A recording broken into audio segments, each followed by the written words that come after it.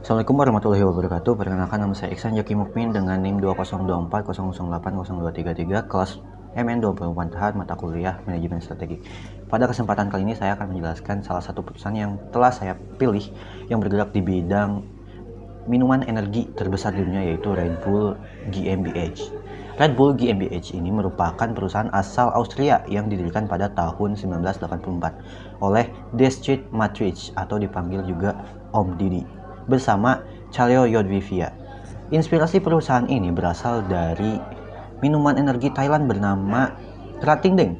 Setelah melakukan berbagai penyesuaian pada rasa, formula, juga strategi pemasaran, Red Bull resmi diluncurkan di Austria pada tahun 1987 dan menjadi pelopor minuman energi modern yang kemudian dikenal oleh seluruh dunia.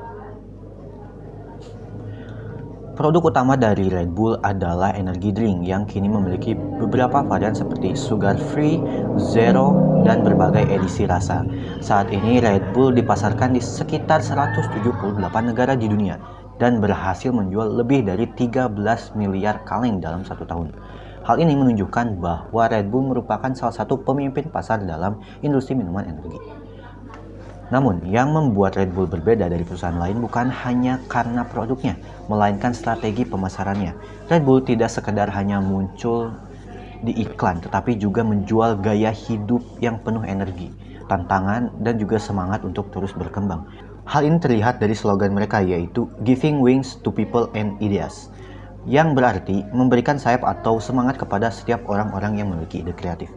Untuk memperkuat citra mereknya, Red Bull aktif menyelenggarakan berbagai ajang atau event olahraga ekstrim seperti Red Bull Fluke Tag, Red Bull Cliff Diving, dan Red Bull Rampage. Selain itu, perusahaan ini juga menjadi sponsor berbagai atlet dunia serta memiliki beberapa tim olahraga terkenal seperti Oracle Red Bull Racing di Formula One, Racing Bulls, RB Leipzig, FC Red Bull Salzburg, New York Red Bulls, dan Red Bull Bragantino. Strategi ini membuat nama Red Bull semakin dikenal oleh masyarakat di berbagai negara. Selain memiliki banyak keunggulan, Red Bull juga menghadapi beberapa tantangan. Salah satunya adalah meningkatnya kesadaran masyarakat terhadap gaya hidup sehat, sehingga perusahaan perlu terus mengembangkan produk rendah gula dan bebas dari gula juga. Di sisi lain, perusahaan ini juga dengan mereknya, minuman energi lain juga itu semakin ketat persaingan.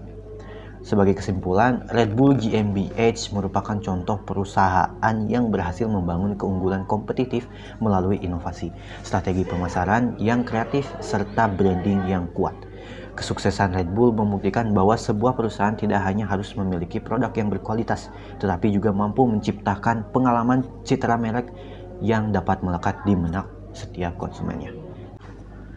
Replasta merupakan perusahaan yang bergerak di bidang manufaktur hijau dengan fokus mengolah limbah sampah plastik menjadi papan daur ulang berkualitas. Berbeda dengan usaha daur ulang pada umumnya yang hanya menghasilkan biji plastik, Replasta mengubah limbah sampah plastik menjadi material baru yang dapat digunakan sebagai bahan baku untuk membuat produk seperti rak, meja makan, kursi, partisi ruangan, dekorasi interior, dan berbagai kebutuhan furnitur lainnya. Usaha ini berangkat dari tingginya jumlah sampah plastik di Indonesia yang masih menjadi permasalahan serius.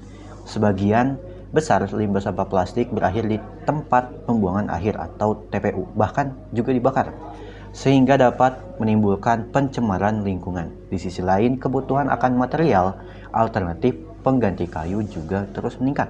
Oleh karena itu, Replasta hadir sebagai solusi yang menggabungkan aspek lingkungan dan juga bisnis. Proses produksinya dimulai dari pengumpulan limbah sampah plastik melalui kerjasama dengan bank sampah juga UMKM sekitar.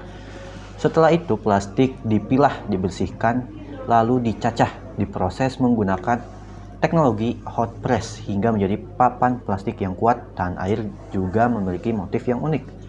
Papan tersebut kemudian diolah menjadi berbagai produk furnitur yang memiliki nilai jual tinggi.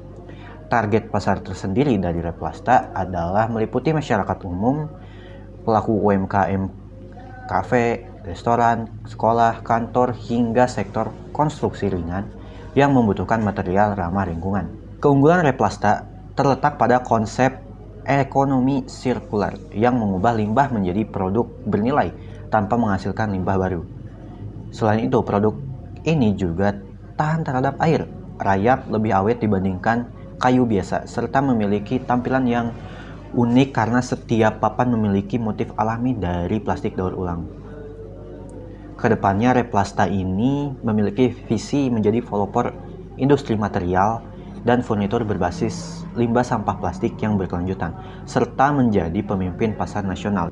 Kami ingin membuktikan bahwa sampah bukanlah akhir dari produk, melainkan awal dari sebuah inovasi yang memberikan manfaat bagi lingkungan dan juga perekonomian.